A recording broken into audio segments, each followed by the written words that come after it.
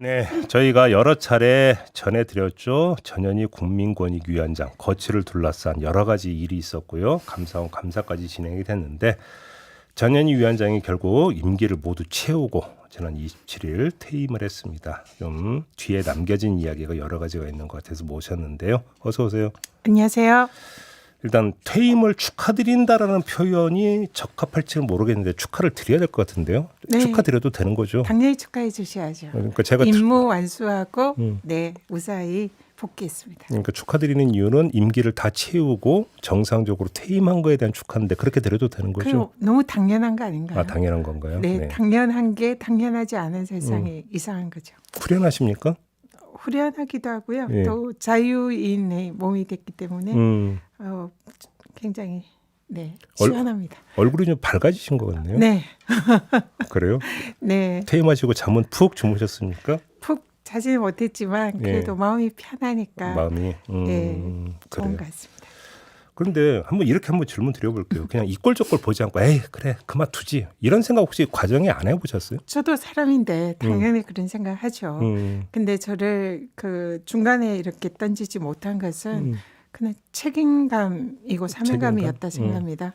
제가 이런 탄압에 굴복해서 법에 정해져 있는 법률의 원칙을 위배하고 그냥 중간에 그만두면 무책임한 거잖아요. 그리고 기관장으로서 권익의 독립성, 중립성을 지켜야 되는 그 책임을 방기하고 나 혼자 살겠다고 도망치는 건데 그러지 않고 아무리 힘들어도 이렇게 꺾이지 않고 임무를 완수한 거에 대해서 굉장히 뿌듯합니다.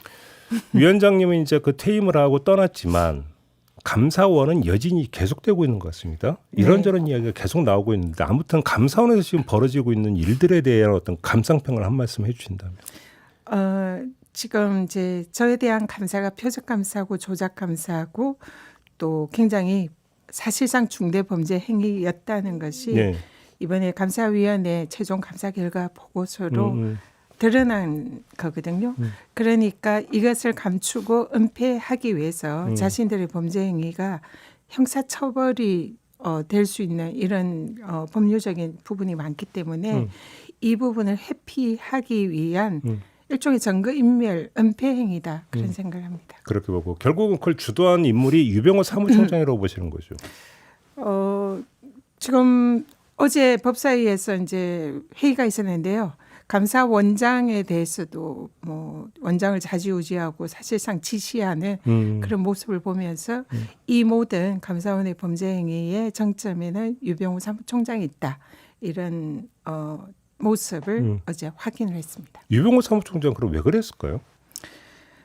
본인의 개인적인 목적이 아니었을까? 개인적 목적? 뭐 언론에 보면 뭐 총선에 출마하고 싶은 생각이 있다 뭐 이런 식의 보도도 있었고요. 내년 총선에 사실인지는 모르겠습니다만 아마 뭐 그런 여러 가지 또 자신을 발탁해 준 정권에 대한 과잉 충성이라든지 이런 부분이 동기가 아니었을까 추측을 합니다. 그 비공식적으로 아니면 지나가다가도 유병호 사무총장을 맞닥뜨릴 수 있잖아요. 혹시 얘기 나눠보신 적 없어요? 있죠. 그 장차관들 모인 회의에서 우연히 유병호 사무총장을 제가 본 적이 있습니다. 그래서 제가 그때 한창 감사를 받고 있던 도중이어서 저를 아무리 조사를 해달라고 해도 감사원이 조사를 하지 않아서 답답한 마음에 유병호 총장이 앉아있는 자리에 가서 악수를 청했죠. 그리고 지금 감사원 감사에서 우리 직원들 너무 괴롭히지 말고 직원들 말고 당신의 타겟 목적인 저를 직접 조사를 해라 라고 제가 악수를 하면서 저를 조사를 하고 직원들 그만 괴롭히세요라고 얘기를 했죠. 뭐래요 그랬더니? 당황했나 봐요. 대답을 제대로 못하고. 악수는 했습니까? 악수했죠. 악수하고 그래서 저를 조사를 해 주십시오 하고 제 자리에 돌아왔죠.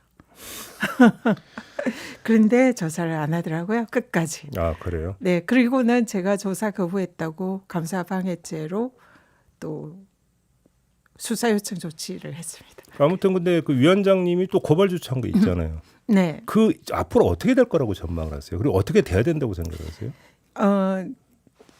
감사원 원사무처가 저를 수사 의뢰를 했잖아요. 네네네.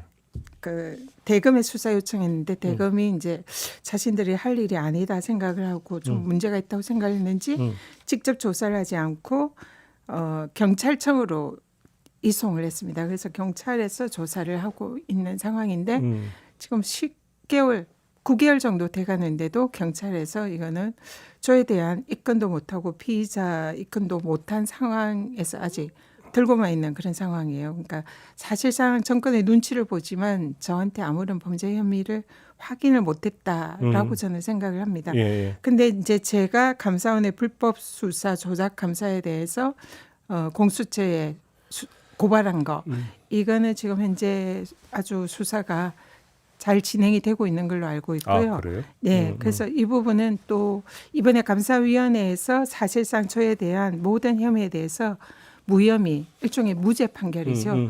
불문 결정이라고 합니다. 감사원 불문 용어는 결정, 예. 그게 불문에 붙인다 할 때. 검찰 용어로는 무혐의와 사실상 똑같은 거예요.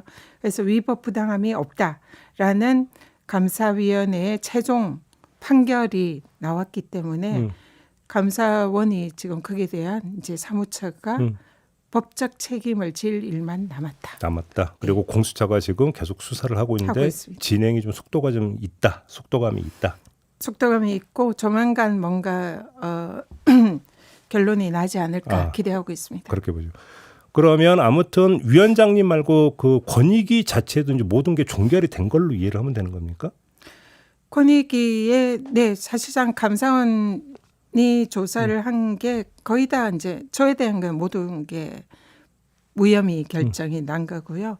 우리 직원들에 대해서 일부 직원들이 좀 사소한 실수라든지 이제 하다 보니까 좀 몇 가지 좀 작은 문제들이 불거졌는데요. 그 부분에 대해서는 현재 또 재심 청구를 해서 다투고 있습니다. 제가 왜 이 질문을 드렸냐면 지금 후임 권익위원장으로 김홍일 전 고검장이 지금 지명이 되지 않았습니까? 근데 이분의 일성이 흔들리고 있는 권익위원회를 빨리 안정시키겠다. 이 멘트였더라고요. 어떻게 받아들이십니까? 흔들린다 하면 그는 저는 이해하기가 어려운데요. 일단은 저는 이 지금 현재 권익위가 그동안 사실상 가장 국민들의 지지를 받고 또 위상도 높아져 있는 그런 상황이라고 생각합니다.